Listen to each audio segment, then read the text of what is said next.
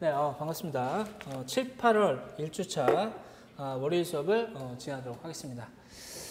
네, 반갑습니다. 네, 먼저 제가 지난 시간에 예고해 드린 대로 6월 27일에 봤던 그 추시 기출 문제를 가지고 제가 선생님들과 같이 문제를 풀어본다고 말씀드렸습니다. 그래서 문제를 한번 바로 들어가도록 하겠습니다. 문제 한번 보겠습니다.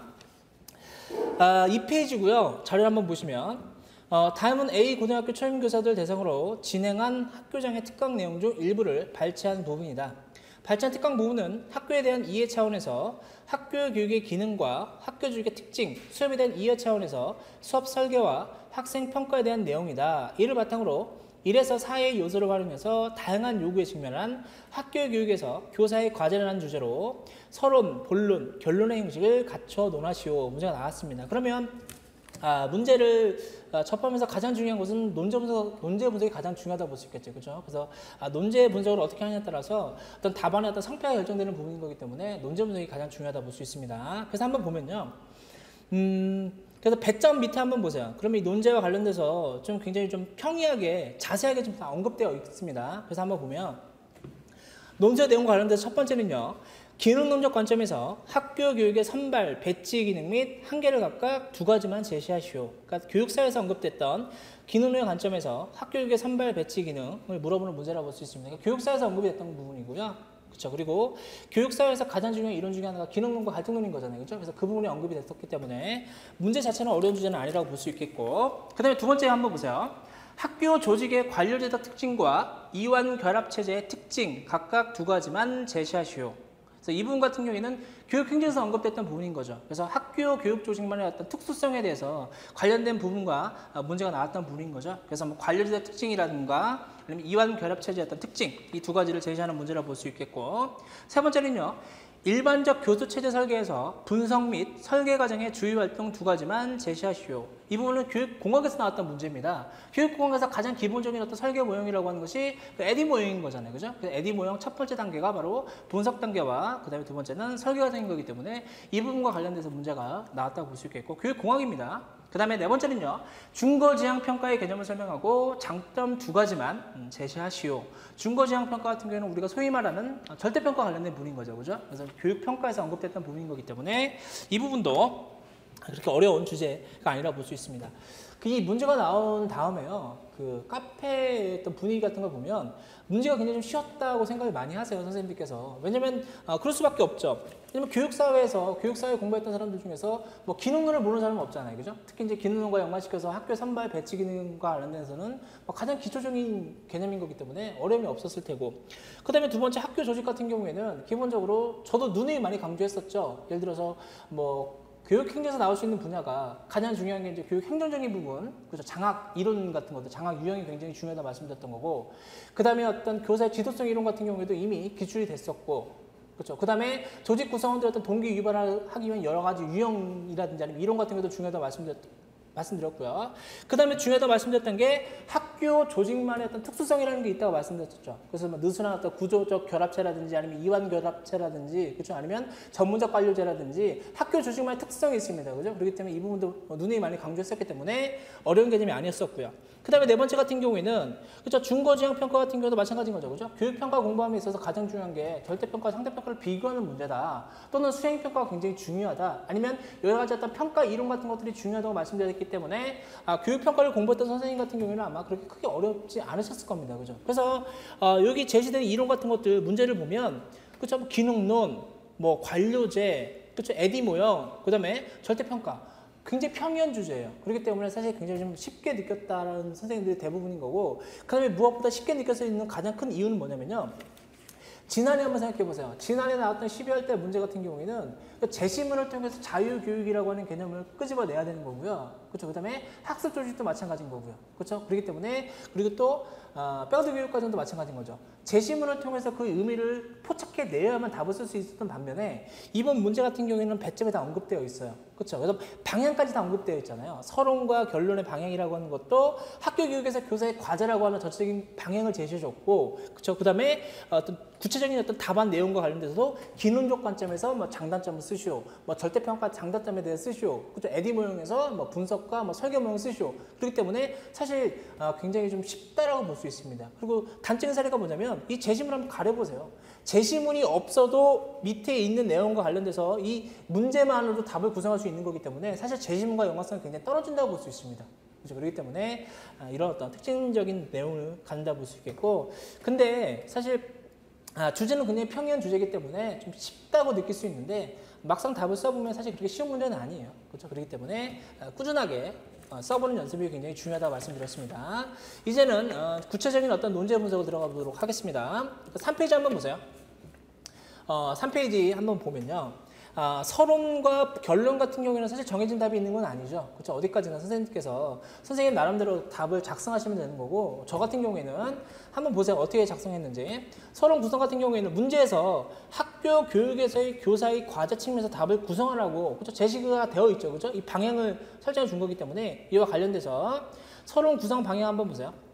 오늘날 급변하는 사회에 정해가기 위한 학교 교육은 매우 중요하다. 학교 교육의 질은 그 나라의 미래가 달려있을 만큼 중요한 문제이며 학교 교육의 질을 결정하는 교사의 자질과 역할은 무엇보다 중요할 것이다.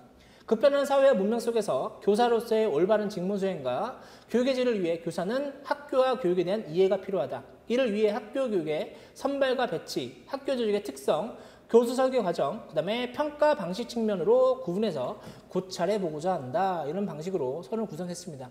기본적으로 원래 논술에서 서론 구성 같은 경우에는 특정한 어떤 특정한 핵심적인 주제의 어떤 개념 같은 것들을 구성하거나 아니면 그렇죠. 그 제시문에 언급됐던 내용과 관련돼서 그렇죠. 이 부분을 제시하는 것이 서론의 일반적인 방향이라고 볼 수 있습니다. 그렇죠? 그렇기 때문에 이런 식으로 답을 구성하셔도 되는 거고요. 그 다음에 결론 한번 보세요. 결론 같은 경우에도 마찬가지로 학교 교육에서 교사의 과제 측면에서 답을 구성하는 거기 때문에 연관시켜서 썼습니다.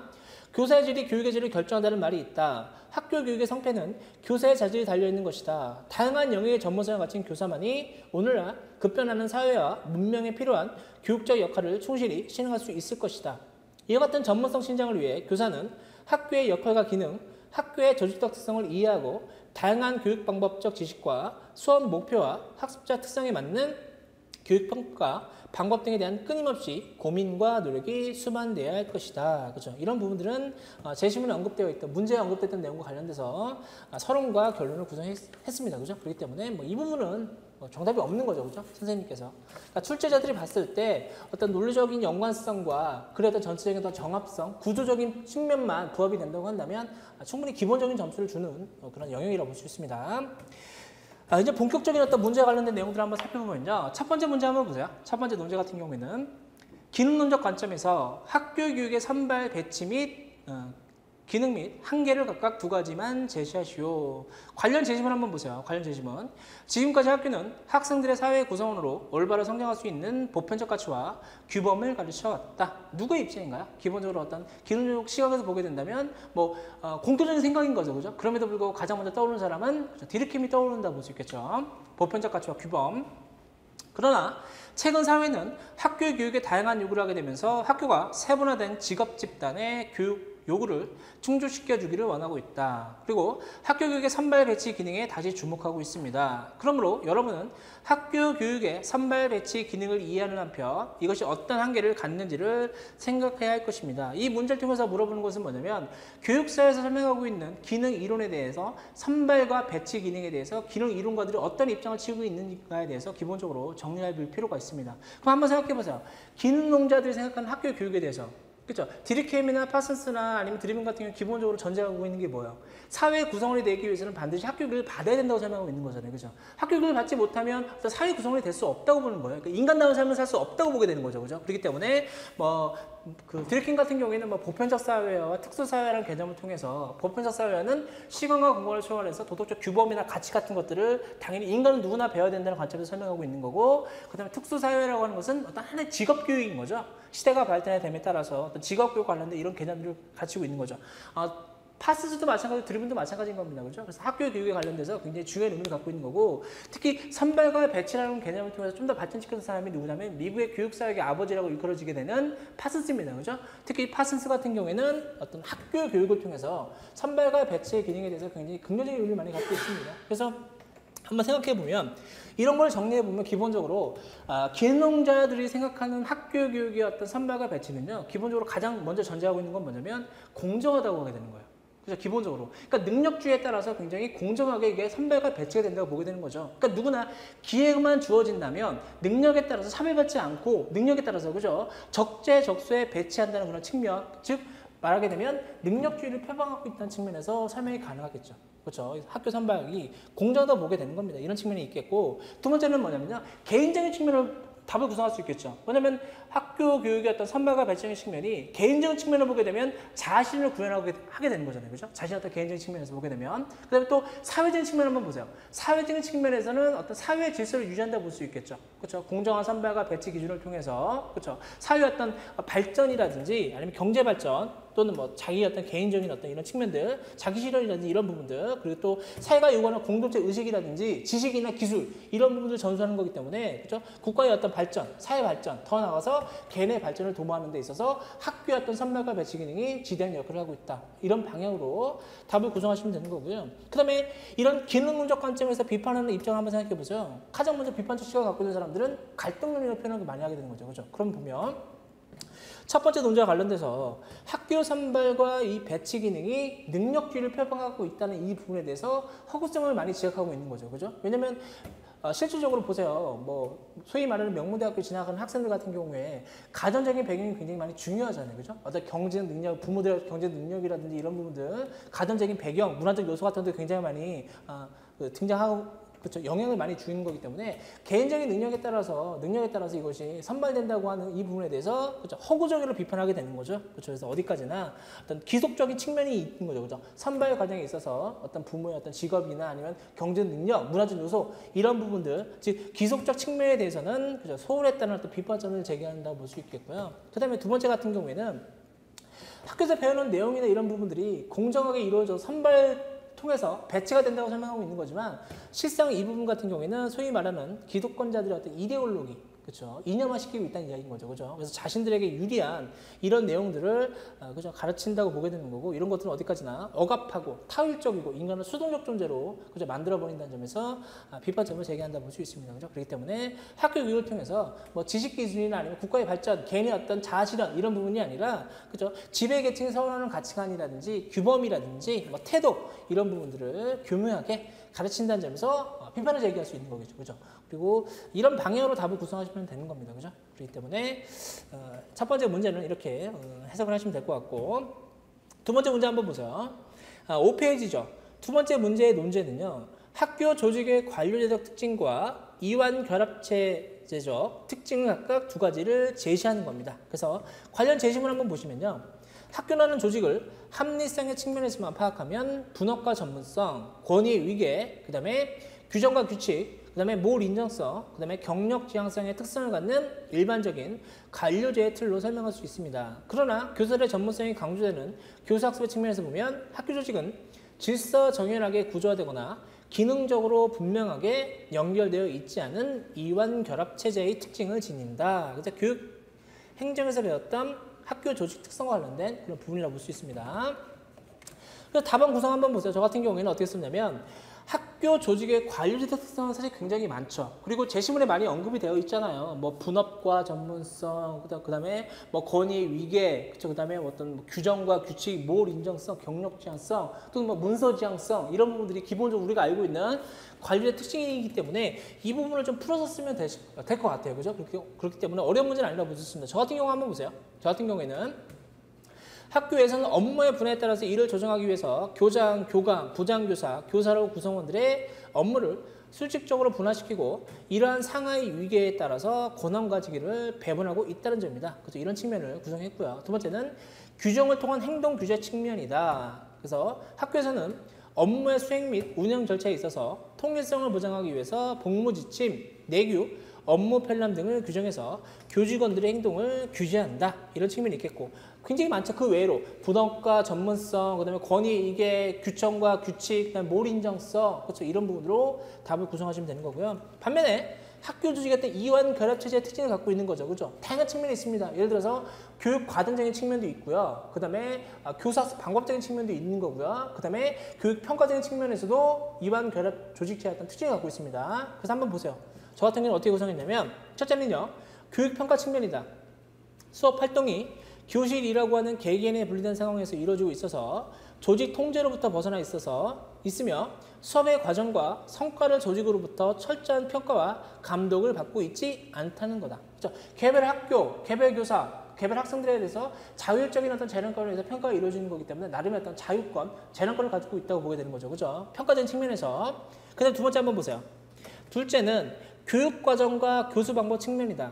학교에서는 수업 방법이 어떠해야 효과적인지에 대한 규정이 구체적으로 제시되어 있지 않다. 따라서 개별 교사의 자율성과 전문성에 따라서 교수 방법이 선택되고 이루어진다는 점에서 교육행정관은 교사를 통제할 위치에 못하다는 점을 쓸 수 있다. 예를 들어서 교사 선생님이 3단 교사가 아이들 상담하고 있는 그 방법에 대해서 교수님이 터치하지는 않잖아요. 그죠? 그렇기 때문에 상담 교사의 어떤 전문성과 재량권에 의해서 그 사람이 어떤 교수 방법을 선택하든 어떤 교육적 방법을 활용하든 간에 그 부분에 대해서는 그쵸, 특별히 제재하지 못한다는 이야기인 거죠. 그리고 위치적으로 봤을 때도요. 그리고 그것을 통제할 수 있는 위치에 있지 못합니다. 그죠? 그래서 관리할 수가 없는 상황인 거예요. 왜냐하면 개별적인 교수에서 이루어지는 거기 때문에 그죠? 그 부분을 통제할 수가 없는 거겠죠. 그죠? 그렇기 때문에 이런 방향으로 관료지적 특징과 이완 결합 체제의 어떤 특징을 구성을 하면 되는 겁니다. 그 다음에 이제 세 번째 논제 한번 보세요. 6페이지고요. 문제가요. 일반적 교수체제 설계에서 분석 및 설계 과정의 주요 활동을 각각 두 가지만 제시하시오. 그러니까 교육공학에서 그렇죠. 에디 모형과 관련된 문제를 낸 겁니다. 관련 제시문 한번 보세요. 다양한 교수체제 설계 이론과 모형이 있지만 분석, 설계, 개발, 실행, 평가의 과정은 일반적이라고 생각합니다. 이 부분은 그렇죠. 에디 모형인 거죠. 그렇죠. 에디 모형 5단계로 구성되어 있잖아요. 그렇죠. 그래서 앞글자, 영어의 알파벳에서 앞글자를 따서 분석, 설계, 개발, 실행, 평가. 그래서 에디 모형이 나온 거잖아요. 그렇죠. 이종 분석과 설계는 다른 과정의 기초가 되기 때문에 중요합니다. 그래서 수업 요소들이 서로 어떻게 관련되어 있는지를 파악해서 여러분들의 수업에 적용해 보시기 바랍니다. 그죠? 그럼 에디 모형을 공부해보는 선생님 같은 경우에는 이 문제를 쉽게 쓸 수 있으셨을 거예요. 특히 뭐냐면 분석이랑 설계가 가장 중요해요. 그리고 그 외적인 것들은 사실 문제를 낼 만한 게 없어요. 왜냐면 분석과 설계 다음에 개발인 거잖아요. 그죠? 개발은 뭐예요? 말 그대로 그것을 그대로 만드는 거고요. 그 다음에 만들면 그 다음 뭐겠어요? 실행, 적용시키는 거고요. 그 다음 뭐겠어요? 평가하는 겁니다. 그죠? 그렇기 때문에 개발과 실행과 평가는 문제 낼 게 없어요. 그렇기 때문에 이 문제에서 분석과 설계 단계에서 이루어지는 활동 두 가지만 제시하라고 나와 있죠. 그죠? 근데 원래는 분석 단계에서 총 4개, 5가지 활동이 이루어지게 된 거고요. 그 다음에 설계 단계에서도 보통 4단계, 5단계 이루어지는 거기 때문에 이 중에서 두 가지만 선택하는 거기 때문에 공부를 하셨던 선생님 같은 경우에는 아마 그렇게 어렵지 않으셨을 겁니다. 그래서 한번 보세요. 저 같은 경우는 어떻게 답을 구성했냐면 교설계 과정에서 분석과 설계는 가장 핵심이 되는 기초 과정이다. 교수 설계에서 분석 단계에서 가장 중요한 활동은요. 요구 분석과 학습자 분석. 저는 이 두 가지를 답으로 구성했습니다. 한번 보세요. 왜 가장 중요한지. 먼저 요구 분석을 통해 교육받은 이후 학습자들이 습득해야 할 지식과 기능에 대해 학습자들이 현재 어느 수준에 있는지, 무엇을 모르고 무엇을 못하는지 파악하게 된다. 이를 토대로 프로그램의 목적을 도출하는 데 활용한다. 요거라고 하는 개념은 뭐냐면요. 지금 현재 상태와 앞으로 기대되는 어떤 그 상태의 어떤 그 간극을 요구라고 표현하게 되거든요. 그렇기 때문에 이 부분이 왜 중요하게 되는 거냐면 이 요구를 파악함에 따라서 교육의 어떤 목표를 설정할 수 있는 거기 때문에 가장 중요한 단계라고 볼 수 있습니다. 지금 현재 상태에서 이 아이가 앞으로 어떤 상태에 이르게 될 것인가에 대해서 기대되는 상황이 있는 거잖아요. 그죠? 그렇기 때문에 가장 중요한 것이 요구 분석이라고 볼 수 있습니다. 이 어떤 근본적인 어떤 목적을 설정해야만 교육 프로그램의 어떤 방향을 결정할 수 있는 부분이기 때문에 가장 중요하다고 볼 수 있고요. 그 다음에요. 또 다른 단계는 그 다음에 학습자 분석입니다. 학습자 분석은 학습자 특성을 파악하는 것으로 지능, 선사학습 능력, 적성, 인지 양식이나 학습 양식, 학습 동기, 태도 등을 분석해서 설계에 위한 기초 자료를 활용한다. 그래서 또 다른 분석 단계에서 이루어지는 핵심적인 과정은 바로 학습자 분석입니다. 그렇죠? 교사 입장에서 내가 가르치는 아이가 어떠한 선수학습 능력을 갖고 있는지, 적성은 어떤지, 동기는 어떤지, 그렇죠? 그다음에 뭐 태도는 어떤지에 대해서 기본적으로 어떤 선행 지식이 있어야만 할 수 있는 거잖아요. 그죠? 그렇기 때문에 분석 단계에서 이루어지는 것이 바로 학습자 분석 단계가 중요하다고 말씀드렸습니다. 이 외에도 여러 가지가 있어요. 예를 들어 직무 과제 분석 단계도 있고요. 그다음에 또 환경 분석 단계도 있습니다. 그죠? 그렇기 때문에 이 중에서 선택해서 두 가지만 답을 구성하시면 되는 거고요. 그다음에 보세요. 이제 두 번째는 이제 설계 과정입니다. 다음은 설계 과정에서의 핵심적인 역할은 수행 목표의 명세화와 평가 도구의 설계라고 할 수 있다. 그렇죠. 그래서 두 번째 설계 단계에서는 수행 목표의 명세와 그 다음에 평가 도구의 설계, 그 다음에 이 이외에도 여러 가지가 있습니다. 뭐 교수 매체 선정이라든지 교수 전략을 수립한다든지 아니면 뭐 프로그램을 구조화한다든지 이런 부분이 나오는 거기 때문에 이 중에서 두 가지만 선택하셔서 답을 구성하시면 되는 겁니다. 그래서 한번 보면요.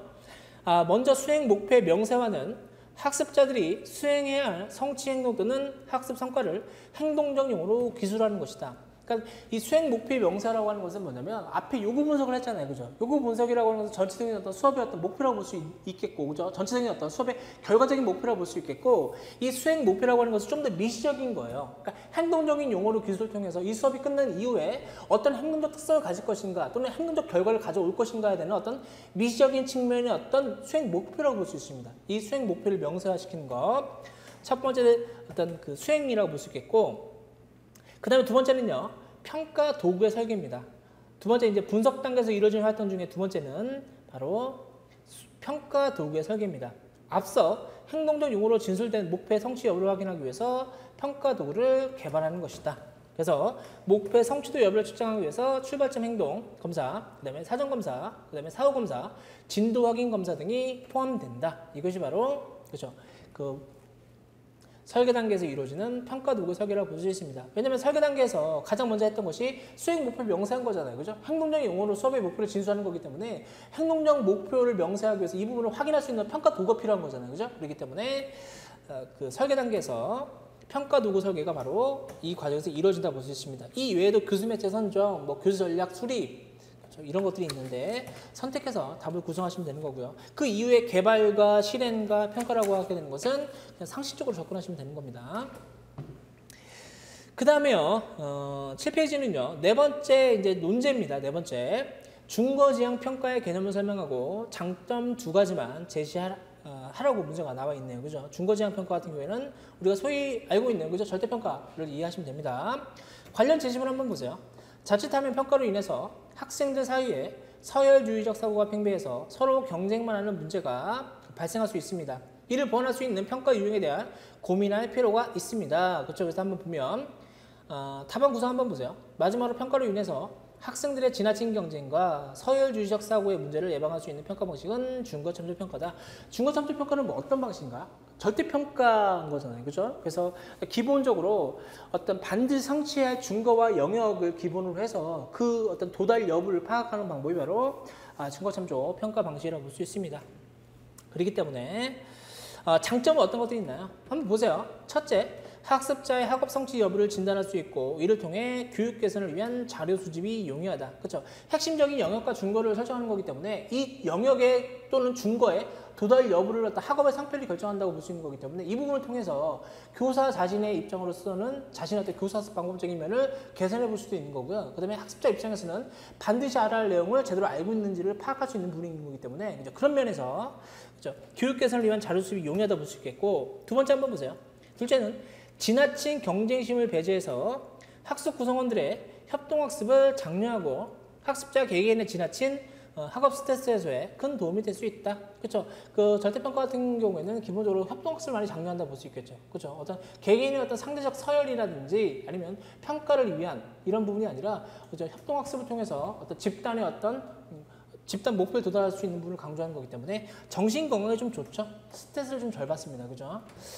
왜냐면 개개인의 어떤 경쟁을 강조하지 않기 때문에 이와 같은 장점을 가진다 볼 수 있습니다. 이 외에도 여러 가지 방법들이 있겠죠. 그죠? 그렇기 때문에 절대평가와 관련돼서 장점들을 구성하시면 되는 겁니다. 네, 그래서 이제 이렇게 해서 그죠? 기출 문제와 관련돼서 문제를 한번 살펴봤습니다. 이렇게 설명을 듣고 자료를 분석해 보면 사실 굉장히 좀 쉽게 느낄 수도 있지만 막상 문제를 한번 써보면 생각처럼 그렇게 쉬운 문제는 아닙니다. 그죠? 그렇기 때문에 이런 부분들에 대해서 꼭 정리가 필요합니다. 네, 이렇게 해서 이제 이 문제와 관련돼서 한번 전체적인 내용을 살펴봤고요. 이제 이와 관련된 문제 이론 같은 것들을 한번 보도록 하겠습니다. 그래서 8페이지 한번 보세요. 8페이지 한번 보시면 첫 번째 문제에 해당되는 기능주의 이론과 관련돼서 그 내용을 정리했던 겁니다. 그죠? 기존에 우리가 이미 다 배웠던 것을 다시 한번 복습한다는 차원에서 이론을 정리하면 될 것 같습니다. 한번 보시면요. 8페이지 한번 보시면 기능 이론의 유기시적 비유입니다. 그래서 밑줄신 부분 한번 보세요. 간략하게. 기능 1호는 사회를 유기체에 비유한다. 유기체는 예컨대 인체는 손, 발, 코, 귀, 위, 폐 등 여러 기관, 즉 부분으로 구성되어 있으며 이들은 각각 다른 기능을 담당하고 있어서 각각의 기능을 순조롭게 수행함으로써 인체의 생존과 역할을 가능하게 한다. 우리 몸 한번 생각해 보세요. 우리의 몸이라고 하는 것은 뭐 손과 발 여러 가지 어떤 부분으로 구성되어 있는 거잖아요. 그죠? 여러 부분들이 각자의 기능을 충실하게 됨에 따라서 하나의 인간으로서 존재할 수 있는 거잖아요. 그죠? 사회도 마찬가지라고 하게 되는 겁니다. 그렇죠? 사회도 각 분야의 어떤 조직이라든지 여러 어떤 집단들에 의해서 이 부분들이 각각의 기능을 충실히 수행함으로써 사회가 유지가 되고 발전될 수 있다고 보게 되는 거죠. 그 다음에 그 밑에 비추신 부분 한번 보세요. 유기체에 마찬가지로 사회도 여러 부분으로 구성되어 있으며 각 부분은 전체의 존속을 위해서 필요한 각각의 기능을 수행한다는 것이 기능론의 설명이다. 그 의미에서 사회의 각 부분은 상호 의존적이다. 기능론에 기본적인 키워드가 있습니다. 어떤 사회적 안정성이라든지 아니면 상호 의존성, 질서와 합의, 통합, 그렇죠? 이런 부분 들어가게 되면 기본적으로 그것은 기능론의 어떤 기본적 입장이라고 이해하시면 될 것 같고요. 그 다음에 또 그 밑에 비추신 부분 한번 보세요. 기능주의 이론이 보는 사회는 각기 다른 질적으로 우열의 차이가 없는 기능을 수행하는 수많은 개인 및 집단의 통합체로서 안정과 질서 유지라는 합의된 목표 아래 상호 의존하며 살아가고 있는 인간 집단이다. 그래서 이 부분이 나오게 되는 거죠. 그래서 기본적으로 질적으로 우열의 차이가 없다고 생각을 합니다. 기능적 시각에서 보게 된다면. 그래서 그리고 다만 기능상의 차이가 있다고 설명하고 있는 거예요. 그럼 이렇게 반문해 볼 수 있는 거잖아요. 선생님, 어떤 사람은 돈이 많고 어떤 사람은 돈이 없는 사람은 뭐냐? 그건 뭐냐면 기능상의 차이에 따라서 그에 대한 보상이 다른 겁니다. 그렇죠? 보상이 다른 거기 때문에 보상 체계가 다른 거라고 표현하게 되는 거지. 이것이 또 질적으로 어떤 우열의 차이가 있는 것이냐? 그런 의미는 아닌 겁니다. 그 다음에 한번 9페이지 넘어가게 되면요. 기능론적 사회관과 교육관입니다. 그래서 한번 정리 한번 해보세요. 첫 번째, 질서 유지의 관점입니다. 사회의 질서 유지적 측면을 강조하고 질서는 구성원들이 합의된 가치, 관점에 의해서 유지된다고 본다. 그렇죠? 기능적 시각에서 보게 되면 사회는 그렇죠? 질서 유지라든지 아니면 사회의 어떤 존속과 유지를 위해서 충분히 그 기능을 충분히 잘하고 있다고 보게 되는 거죠. 그죠? 그리고 그 기능을 하는 것이 바로 교육이라고 표현하기도 하고요. 두 번째는요, 체제 정적 관점입니다. 기능 이론에서는 전체 사회에 대한 교육사회 기능을 체제 적응적 기능으로 파악한다. 따라서 교육은 사회의 변화에 따라서 적응하는 기능을 제대로 수행해야 된다. 예를 들면 사회가 분화할수록 교육도 분화되어 적응한다. 그리고 사회의 문제의 발생이 증가하면 교육은 그 문제들에 적응적으로 대응하는 교육을 해야 된다. 그렇죠? 체제 적응적 관점에서 사회는 그런 기능적 역할을 충실히 잘 파악하고 있다는 이야기인 거죠. 그렇기 때문에 사회의 변화에 적응하기 위해서는 그 기능을 제대로 역할을 수행해야 된다라고 하는 측면인 거고요. 세 번째는요, 기회균등과 업적주의 사회관입니다. 문제에서 언급됐던 부분인 거죠. 그렇죠? 기회균등과 업적주의. 현대 사회는 세습적 지위나 권위보다는 개인의 능력과 업적 및 노력의 정도가 가장 중요하게 취급되는 업적주의 사회라고 전제한다. 그리고 사회적 신분은 세습되지 말아야 하고 개인의 노력에 의해서 성취되어야 한다. 따라서 계층차, 지역차, 인종차의 구분 없이 누구나 동등한 사회적 성취의 기회를 가질 수 있고 가져야 한다는 기회균등의 원리를 주장한다. 그러니까 능력주의에 따라서, 그렇죠? 능력에 따라서 선발과 배치가 이루어진다고 설명하고 있는 것이 바로 기회균등과 업적주의 사회관이라고 보게 되는 거죠. 그러니까 누구나 공정한 기회가 주어지게 되고 이 공정한 기회에 능력을 발휘하게 된다면 그렇죠? 적재적소에 그렇죠? 배치가 되고 선발이 되고 이걸 통해서 사회를 발전시킬 수 있는 그런 입장을 취하고 있습니다. 굉장히 긍정적이죠. 네 번째는 개인주의입니다. 서구 사상의 흐름에서 개인주의와 자유주의는 동전의 양면과 같다. 즉 자유의 기반은 개인이며 개인은 자유를 가져야 한다고 생각이다. 따라서 교육에 관한 선택 및 성공과 실패 그리고 교육기회의 문제도 사회 구조적 설명보다는 개인적으로 설명을 강조한다. 즉 개인의 능력 때문에 성공하고 실패한다는 견해가 지배적이다. 그렇죠? 그러니까 어떤 능력적인 부분을 능력주의를 표방하고 있는 거기 때문에 그렇죠? 그렇기 때문에 그 문제는 어떤 개인의 문제라고 볼 수 있습니다. 예를 들어서 뭐 취직을 하잖아요, 그죠? 그럼 예를 들어 취직 못한 사람이 있는 거잖아요, 그죠? 그러면 기능적 시각에서 보게 된다면 너는 능력이 없기 때문에 취직을 못한다고 보게 되는 거죠. 그러니까 사회 구조적이나 제도적인 문제에 대해서 파악하는 것이 아니라 개인적인 문제로 환원시킨 겁니다, 그죠? 그렇기 때문에 개인적인 능력이 부족했기 때문에 네가 취직을 못하고 선발이 안 된다라고 설명하고 있는 입장이 바로 기능주의 입장인 겁니다, 그죠? 그렇기 때문에 철저하게 개인주의 입장을 취하고 있습니다. 그 다음에 다섯 번째는요, 점진적인 개량주의입니다. 기능론적 개혁 이론은 기본적으로 점진적인 개량주의다. 그래서 기능론에서도 각종 사회악이나 불평등 요소가 있다는 점을 인정하지만 일시적이고 부분적인 체제의 부조화를 파악하는 경향이 높다. 그렇죠? 그렇기 때문에 문제가 있다고 인정을 합니다. 그렇죠? 문제가 있음에도 불구하고 이런 분들은 순차적인 어떤 점진적인 개혁을 통해서 발전해 나갈 수 있다고 보게 되는 거고요. 이에 반기를 줬던 사람이 같은 논인 거잖아요. 그죠? 이론가들은 같은 자들이잖아요. 그죠? 같은 이론 같은 경우에는 점진적인 개선이 아니라 급진적인 개혁이라고 볼 수 있습니다. 그죠? 전면 갈아엎는 겁니다. 그죠? 혁명을 통해서. 그렇죠? 그렇기 때문에 급진적인 사람을 갖고 있는 것이 바로 갈등 시각입니다. 그래서 이런 점에서 차이점을 가진다라고 이해하시면 될 것 같고, 그 다음에 이제 10페이지입니다. 이제는 본격적인 어떤 기능적 이론가들에 관련된 내용이라고 이해하시면 될 것 같고요. 단편적인 어떤 개별적인 이론가들의 어떤 이론이 나올 가능성은 그렇게 높다고 생각하지는 않아요. 기본적으로 가장 중요한 것이 기능론과 갈등론을 비교하는 것, 이들의 어떤 차이점과 공통점을 파악하는 것이 가장 중요한 거기 때문에 개별적인 어떤 사상가들 같은 경우 이 문제 좀 지엽적이기 때문에 개별적인 사상가보다는 전체적인 어떤 특징이라든지 개념들을 좀 파악하는 것이 우선입니다. 그래서 이렇게 한번 보시면 참고 자료는 그냥 한번 읽어보세요. 한번 개인적으로 한번 정리해 보셨으면 좋겠고, 그래서 밑줄친 부분만 한번 보세요. 그는 교육을 사회화와 동일시하였다. 사람은 비사회적 존재로 태어나므로 이를 사회적 존재로 길러야 하는데 교육이 바로 이 기능을 수행한다는 것이다. 드리켄 같은 경우에는 그쵸, 기본적으로 프랑스에서 교사 출신이었기 때문에 학교 교육을 굉장히 많이 강조하게 되는 거죠. 특히 이제 학교 교육은 곧 사회화입니다. 그러니까 인간의 사회 구성을 살기 위해서는 사회가 필요한 거고 이 사회 기능을 학교 교육이 한다고 하는 거죠. 그렇죠? 그렇기 때문에 학교 교육이 굉장히 중요한 의미를 갖고 있다고 설명하고 있습니다. 그 다음에 그 밑에 한번 보세요. 그는 하나는 보편적 사회이고 다른 하나는 특수사회이다. 보편적 사회는 그가 말하는 전체로서의 사회가 요구하는 신체적, 도덕적 특성의 함양이고 특수사회는 개인이 속하게 되는 특정 직업세계와 같은 특수 환경이 요구되는 신체적, 지적, 도덕적 특성을 함양을 가리킨다. 그래서 디리켄과 관련해서 가장 중요한 핵심적인 키워드가 바로 사회하고 이 사회를 두 가지로 구분하게 되는 거잖아요. 그죠? 하나는 보편적 사회화. 보편적 사회화는 말 그대로 도덕적 규범입니다. 그렇기 때문에 시간과 공간을 초월해서 항상 일정한 거예요. 그렇기 때문에 가장 중요한 사회화 중에 하나가 바로 보편적 사회화를 특히 강조하게 되는 거고요.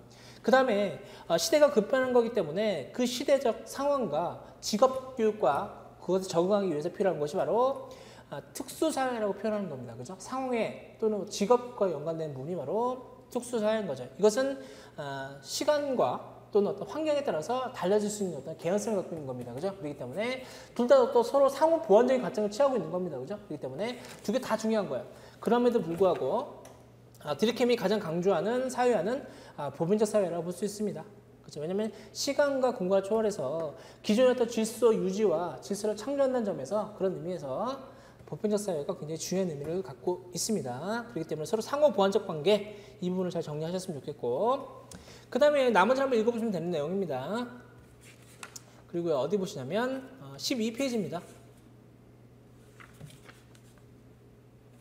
12페이지 두 번째는요, 파슨스입니다. 미국 교육사회학의 아버지라고 일컬어지는 파슨스입니다. 기존의 어떤 디리켐의 이론을 미국으로 넘어가서, 그렇죠? 미국의 어떤 학교 교육과 연관시켜서 선발과 배치 개념으로 좀 더 확장시켰던 사람이 바로 파슨스입니다. 그렇죠? 그렇기 때문에 좀 관심 있게 보셨으면 좋겠습니다. 그래서 어디 보시냐면 12페이지 그 참고자료 밑에 한번 보세요. 기능 이론을 더욱 다듬어서 체계적으로 이론을 발전시킨 사람은 현대의 위대한 사회학자인 한 사람인 파슨스다. 그렇죠? 그리고 교육의 사회적 기능이 가는 그의 기본적 생각은 사회 체계로서의 학교학급이라는 제목의 논문을 잘 정리되어 있다. 그 다음에 파슨스는 디르켄과 마찬가지로 학교 교육의 사회학 기능을 강조한 동시에 산업사회에서 인력 배치 기능을 부각시킴으로써 사회적 선발 기능도 강조했다. 특히 사회적 선발 기능에 대해서 강조했던 사람이 바로 파슨스입니다. 그죠? 그래서 이 학교 선발 기능이 굉장히 공정하게 이루어지고 있다. 능력주의를 표방하고 있다고 강조했던 사람이 바로 파슨스입니다. 그래서 어디 보시냐면요. 그 13페이지 한번 보세요. 이 13페이지 같은 경우에도 그냥 한번 읽어보시면 되는 내용이에요. 뭐냐면 결론적으로 말씀드리게 되면 파슨스 같은 경우에는 학교 교육의 선발과 배치를 굉장히 많이 강조한다고 말씀드렸잖아요. 그렇죠? 그렇기 때문에 학교 교육이 공정하게 이루어지게 됨에 따라서 공정하게 선발과 배치가 이루어지고 있다. 이걸 통해서 어떤 사회와 국가의 어떤 발전을 도모하고 있다. 그렇기 때문에 학교 교육은 능력주의의, 그렇죠? 그 표방하고 있다는 점에서 나름의 기능을 잘 수행하고 있다는 점에서 학교 교육 기능에 대해서 굉장히 긍정적인 어떤 의미를 부각시키는 사람이라고 정리를 하시면 될 것 같아요. 그래서 이제 그와 관련돼서 특히 이제 학교 교육은 성취 지향성이라는 부분을 많이 강조하게 된다. 그래서 초등 같은 경우에는 어떤 능력적인 면, 그렇죠, 인지적 학습을 많이 강조하게 되는데 고등교육과 또는 뭐 대학교를 넘어가게 되면서 인지 교육뿐만 아니라 이제는 도덕성까지 겸비해서 인재를 선발하고 배치한다는 점에서 그만큼 굉장히 중요한 의미를 갖고 있다라고 설명하는 것이 바로 파슨스의 기본적 입장이라고 이해하시면 될 것 같아요. 결론적으로 말씀드리게 되면 학교의 기능과 선발 기능에 대해서 장점에 대해서 구체적으로 연구했던 사람이 바로 파슨스입니다. 그 다음에요. 페이지 한번 넘겨보세요. 페이지 넘기면요. 드리븐입니다. 기존의 어떤 드리캠이나 파슨스의 이론 같은 것들을 좀 더 구체적으로 설명했던 사람이 바로 드리븐인 거고요. 그 다음에 어디 보시면 밑주신 부분 한번 보세요. 미국의 학교는 산업사회에서 중요한 규범인 독립성, 성취지향성, 그 다음에 보편성, 특정성을 가르치는데 가정교육을 통해서 가르치기 어려운 것을 학교는 해내고 있다는 것이다. 결국 학교는 산업사회 존속을 위한 규범 교육의 기능을 충실히 수행하고 있다는 것이다. 예전에 객관식 기출문제에서 몇 번 언급이 됐었죠. 드리븐 같은 경우에는 학교 교육을 통해서 배우게 되는 4가지 규범에 대해서 설명하고 있는 겁니다. 지금 4가지 규범, 첫 번째 독립성, 그 다음에 성취감, 성취지향성, 그 다음에 보편성, 그 다음에 특수성, 내지는 어떤 특정성이라고 표현하게 되는 거죠. 그래서 한번 보세요. 그 밑에 두 번째 문단에 보면 학교에서 배우게 되는 4가지 규범은 첫 번째 독립성이다. 독립성은 학문적 학습 활동에 적용되는 규범으로 학습에서 과제를 스스로 처리해야 하고 자신의 행동에 대해서 책임을 지게 함으로써 습득된다. 그렇죠? 학교 생활 통해서 자기 행동에 대해서 자기 스스로 책임지는 걸 많이 배우게 되는 거잖아요. 그죠? 예를 들어서 뭐 시험 보다가 뭐 컨닝을 하잖아요. 그죠? 컨닝을 하게 되면 그에 대한 책임을 자기 스스로 지게 되는 거잖아요. 그죠? 그렇기 때문에 독립성을 배우게 되는 거고요. 두 번째 한번 보세요. 두 번째는 학생들이 할 수 있는 최선을 다해 그들의 과제를 수행해야 한다는 전제를 받아들이고 그 전제에 따라서 행동할 때 습득된다. 이것이 바로 성취성이라고 표현하게 되는 겁니다. 그죠? 성취감인 거죠. 그죠? 그래서 세 번째 줄 한번 보세요. 그 밑에. 성취 규범은 아이들에게 자신에 대한 평가는 자신들의 좋은 의도나 노력에 의해서만 평가되는 것이 아니라 성취의 결과에 의해서 평가된다는 사실을 습득하게 되면서 체득된다. 그러니까 성공과 실패의 경험을 하게 된다는 거예요. 시험 공부를 함으로써 내가 시험 공부를 하게 됨에 따라서 성적이 1등 할 수도 있는 거고요. 또는 100점 받을 수도 있는 거고요. 또는 뭐 빵점 받을 수도 있고 5점 받을 수 있는 거잖아요. 그죠? 그 성취 결과에 대해서 이것을 경험하는 거기 때문에 성취 지향성이라고 표현하게 되는 겁니다. 그죠? 그 다음에 세 번째는 보편성과 특수성이라고 보게 되는 거죠. 보편성이라고 하는 것은 같은 학년에게는 같은 내용을 가르치는 거죠. 공통적인 내용을 배우게 되는 것이 바로 보편성이라고 보게 되는 거고, 특수성 내지는 특정성이라고 하게 되는 것은 그렇죠. 다른 내용을 개별적으로 학습하게 된다는 그런 규범. 이것이 바로 특수성 내지는 특정성이라고 보게 되는 거죠. 6학년 아이들은 6학년에 배울 기본적인 내용을 배우게 되는 거지만 6학년 내에서도 그죠? 학습 동기라든지 아니면 선행 학습 수준이 다르게 되는 거잖아요. 그죠? 그렇기 때문에 약간 차이가 있는 거잖아요. 그죠? 그런 것들이 바로 특정성이라고 표현하게 되는 겁니다. 그 다음에요. 15페이지 보게 되면 기능주의 교육관의 비판이 나오게 됩니다. 그래서 여러 가지 어떤 비판점을 볼 수 있는데 첫 번째 한번 보세요. 첫 번째는요. 가치와 합의에 대한 가정이다. 특히 기능론자들 같은 경우에는 사회적 통합이라든지 합의, 질서를 많이 강조하게 되는 거잖아요. 그죠? 그럼에도 불구하고 과연 모든 사람들이 그래서 학교 교육을 통해서 가치와 합의화된 내용을 과연 한 거냐. 우리가 배우고 있는 어떤 교과에서 배우고 있는 내용이나 이런 분들이 과연 내가 동의를 했냐. 난 동의 안 했거든요. 그죠? 이런 반문을 제기할 수도 있는 거잖아요. 그죠? 너희들이 말하는 질서와 통합과 합의를 많이 강조하게 되지만 정작 나는 그 부분에 대해서 합의하고 동의하지 않았음에도 불구하고 우리는 마치 그것이 질서인 것처럼 이것을 배우고 있는 거죠. 두 번째는요. 기능론적 설명은 그 설명 방식의 약점 때문에 보수적인 편향성과 정치적 편견의 문제가 갖고 있다. 이분 이해되시죠? 그렇죠? 왜냐면 아까 좀 전에 우리가 배웠을 때 기능론 같은 경우에는 급진적인 개혁이 아니죠. 점진적인 어떤 개선에 초점을 두고 있는 거기 때문에 당연히 보수적일 수밖에 없는 거잖아요. 그죠? 그 다음에 세 번째는요. 기능론의 핵심적인 용어인 기능이라는 말이 분명하지 않죠. 그죠? 기능이라는 것이 도대체 무엇인지에 대해서 명확하게 제시할 수 없다는 점에서 한계점을 가진다고 볼 수 있겠네요.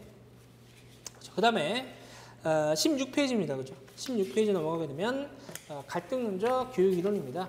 기능론적 시각에 대해서 비판점을 제기하면서 1960년대 초반에 등장했던 이론이 바로 갈등론적 시각이라고 볼 수 있습니다. 갈등론적 가장 핵심적인 키워드라고 하는 건 뭐냐면 뭐 계급이라든지 이데올로기라든지 그렇지 않으면 뭐 계층 갈등 아니면 뭐 그래서 이런 부분들과 관련된 어떤 키워드들이 등장하는 것이 바로 갈등적 시각이라고 볼 수 있습니다. 그래서 첫 번째는요, 갈등론적 사회관입니다. 그래서 어디 보시냐면 두 번째 문단 한번 볼까요? 갈등론에 따르면 지배 집단은 모든 사회 가치의 중심체 역할을 하며 현 상태가 계속 유지되기를 바란다. 지배 집단은 피해 지배 집단을 체제 안정의 위험 요소로 본다. 따라서 지배 집단은 설득, 교화, 선전 등의 방법으로 피해 지배 집단에게 자신들의 입장을 정당화시키려고 한다. 그렇죠? 이분법적으로 접근하게 되는 거죠. 지배 집단과 피해 지배 집단, 그 다음에 가진 자와 가지지 못한 자, 이런 이분법적 접근 방법을 통해서 소위 말하는 지배자들이, 그죠? 소위 말하는 피해 지배 집단에게 자신들의 어떤 입장을 공고함에 있어서 이것을 학교 교육에 활용한다라는 측면을 강조하는 것이 바로 갈등적 시각이라고 볼 수 있습니다. 그 다음에요, 맨 마지막 문단 한번 보세요. 지배 집단과 피지배 집단 간의 대립적 관계는 새로운 사회 형태를 창출하려는 사회 변동의 원인이 된다. 지배 집단은 피지배 집단을 강압적으로 억압하고 동시에 정신적 교화를 통해 지배 체제를 효과적으로 통제한다. 이런 입장을 갖고 있는 것이 바로 갈등론적 시각이라고 볼 수 있습니다. 그렇죠? 그 다음에 2번 한번 보세요. 갈등론적 교육관입니다. 갈등론적 교육관. 갈등적 교육관 같은 경우는 쭉 한번 읽어보시면 되는 거고요. 어디만 보시냐면 17페이지 요약 정리만 한번 보세요.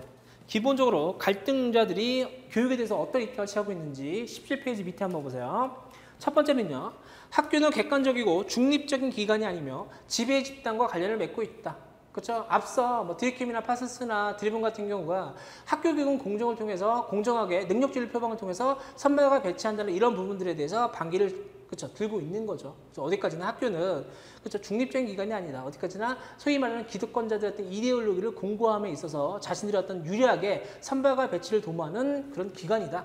두 번째, 학교는 지배 집단의 이데올로기를 전수하는 것으로 불평등한 사회 구조를 심화시키는 역할을 한다. 이해되시죠? 세 번째는요. 학교는 업적주의 이념으로 공동성을 위장하고 있으며 그러니까 능력주의를 표방하고 있는 것이 어디까지나 허구라고 하는 겁니다.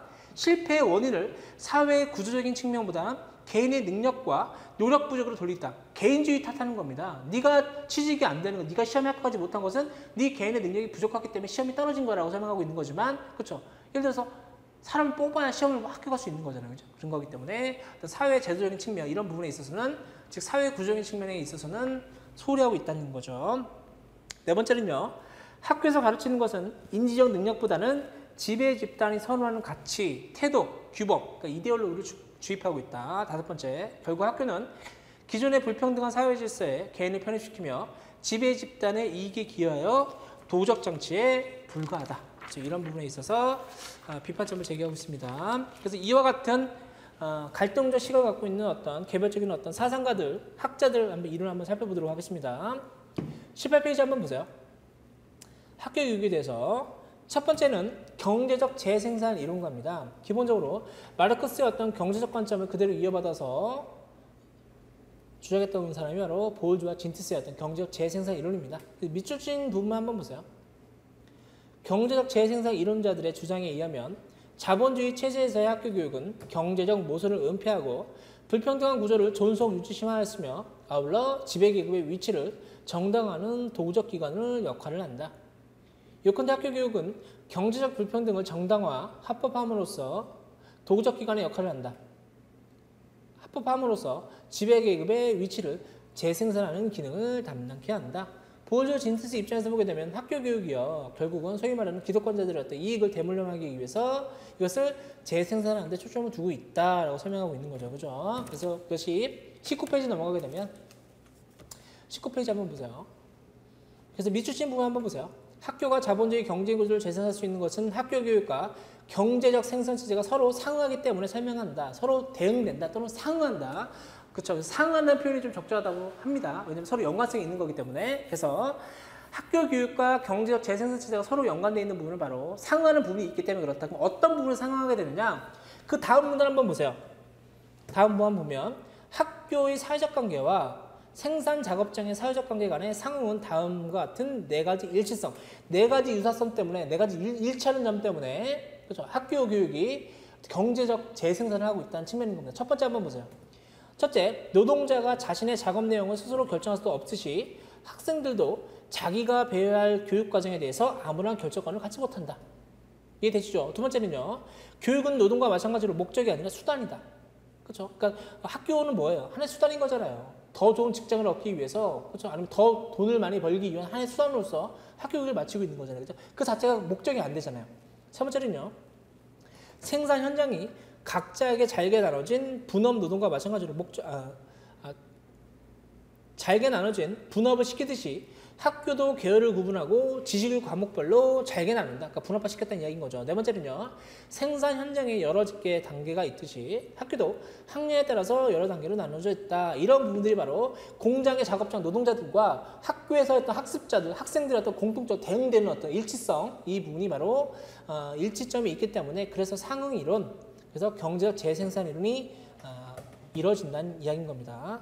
근데 한계점이 많죠? 한계점은 뭐겠어요? 너무나 경제적인 요소에 국한되어 있다. 그렇죠? 그리고 얼마든지 정할 수 있는 거잖아요. 학습자들이. 경제적 대물림이 있는 것이 아니라 경제적 대물림의 한계점에 대해서 그 부분을 저항할 수 있고 어떤 학습자들의 어떤 능동성을 충분히 구현할 수 있음에도 불구하고 너무나 학생들을 수동적으로 파악하고 있는 거죠. 그죠? 그리고 너무나 경제적 관점에 대해서만 초점을 두고 있는 거기 때문에 그런 점에서 한계점을 가진다 비판해 볼 수 있겠죠. 그죠? 그 다음에 이제 페이지 한번 넘겨보시면요. 너무나 경제적 관점에 초점을 두고 있기 때문에 이에 대한 대안으로서 등장했던 것이 바로 20페이지에 등장하는 문화적 재생산 이론입니다. 우리가 흔히 알고 있는 브루디의 문화적 재생산 이론을 볼 수 있겠죠. 그리고 객관식 기출 문제에서 가장 많이 언급됐던 학자 중에 한 명입니다. 교육 사회 중에서. 그렇기 때문에 반드시 알아두셨으면 좋겠고요. 비추신 부분 한번 보세요. 학교 교육은 지배계급이 선호하는 문화 영역을 통해서 계급적 불평등을 심화시키는 재생산 기구라는 것이다. 문화적 재생산론자들은 첫째, 문화 영역과 계급 구조와의 관계를 밝히고 둘째, 이를 통해 계급적 문화의 법칙을 밝힘으로써 그것이 정당화, 합법화되는 사회적 이유를 설명한다. 셋째, 학교와 지배계급 문화와의 사회적 관계에 초점을 두고 있다. 그렇기 때문에 이제 문화에 초점을 두고 있는 것이 바로 문화적 재생산 이론이라고 볼 수 있습니다. 특히 이제 브루드의 가장 핵심적인 개념 중에 하나가 상징적 폭력이라는 개념이 나오게 되는데 그 밑에 한번 보세요. 세 번째 줄에 그는 상징적 폭력이라는 개념을 도입해서 자신의 논리를 전제한다. 그에 의하면 기존의 사회 질서는 물리적 강제의 결과가 아니라 오히려 상징적 폭력의 결과이다. 다시 말해서 지배계급은 언어나 신분, 지위, 위신, 관습과 같은 상징을 가지고 있는데 이를 통해서 그들의 사고방식이나 지배 유형 또는 문화 양식이 마치 자연스러운 질서를 가진 것처럼 보이게 하는 것, 이것이 바로 상징적 폭력이라고 하는 개념입니다. 그 다음에 브루디에 같은 경우에는 문화 자본이라고 하는 이 세 가지 개념을 설명하고 있습니다. 그래서 그 밑에도 한번 보세요. 다음 문단에 문화 자본은 크게 세 가지 형태로 구분할 수 있다. 첫째, 어렸을 때부터 계급적 배경에 자연스럽게 체득된 지속적인 성향인 아비투스형 문화 자본 또는 체득화된 문화 자본이라고 번역하기도 합니다. 둘째는요, 객관화된 상태로서의 문화 자본입니다. 즉 책이나 예술 작품. 그렇죠. 그다음에 세 번째, 제도된 상태로서의 문화 자본인 졸업장과 자격증인 겁니다. 그죠? 이 중에서 가장 중요한 건 뭐겠어요? 당연히 아비투스형 문화 자본이라고 볼 수 있습니다. 그러니까 선천적인 게 아니에요. 후천적인 어떤 습성에 의해서 그렇죠? 그래서 형성된 자본이 바로 아비투스형 문화 자본이라고 볼 수 있습니다. 그죠? 그렇기 때문에 자신들의 어떤 소위 말하는 기득권자들의 어떤 문화 유형이라고 볼 수 있겠죠. 그죠? 그렇기 때문에 가장 중요한 개념이라고 볼 수 있겠고요. 그다음에 그다음에 객관화된 상태로서 문화자본 같은 경우에는 어떤 형태를 갖고 있는 어떤 물질이라고 이해하시면 될 것 같아요. 책이나 예술작품, 그다음에 제도화된 문화자본 같은 경우에는 말 그대로 졸업장이라든지 자격증 그런 개념으로 이해하시면 될 것 같고, 그다음에 어디 보시냐면요, 21페이지 한번 보세요. 21페이지 보면 이와 같은 브루디의 한계점을 몇 가지 문제점을 갖고 있습니다. 그래서 한번 보시면 첫째 한번 보세요. 첫째, 브루디에는 사회 내부에서 비판의식이 어떻게 출현하는가를 설명하지 못하고 있다. 그는 문화구조가 학교 교육의 모습에 영향을 주며 이런 문화 형태에 따라서 학생들이 일방적으로 영향을 받는 수동적인 존재로만 분석하고 있다. 그죠? 그러니까 마찬가지인 거예요. 앞서 배웠던 보즈와 진트스 같은 경우 경제적 재생산 이론 같은 경우에도 마찬가지인 거잖아요. 그죠? 그대로 학생들은 그대로 그것을 받는다고 생각하는 거잖아요. 너무나 수동적인 입장을 취하고 있는 거기 때문에 브루디도 그대로 적용될 수 있는 겁니다. 그렇게 수동적이지가 않다. 그렇죠? 문화에 의해서 재생산되는 것이 아니라 나름의 정황성을 가지고 저항할 수 있다. 그죠? 그래서 나왔던 이론이 뭐예요? 저항 이론인 거잖아요. 그렇죠? 애플이라든지 알트사라든지, 그렇죠? 아니면 윌리스라든지, 그죠? 이런 측면이 있겠고. 두 번째, 역사적 관점의 결여이다. 그의 연구에서는 어떻게 해서 그와 같이 되었는지를 보여줄 수 있는 역사적 차원이 설명이 결여되어 있다. 그 문화에 초점을 두고 있는 거잖아요. 그죠? 그 문화가 어떤 역사적 배경을 가지고 어떻게 형성돼서 어떻게 기득권자들에게 영향을 주었는지에 대해서 그 메커니즘이나 그 과정에 대해서는 제대로 설명하지 못한다는 이야기인 거죠. 단순하게 그냥 문화가 소위 말하는 기득권들의 문화가 재생산되는 것만 설명하지 그 어떻게 기득권자들의 문화가 형성됐는지에 대해서 그 역사성에 대해서는 제대로 설명하지 못한다고 하게 되는 거죠. 그죠? 그렇기 때문에 이런 부분에 대해서 학교점을 가진다라고 설명하게 되는 겁니다.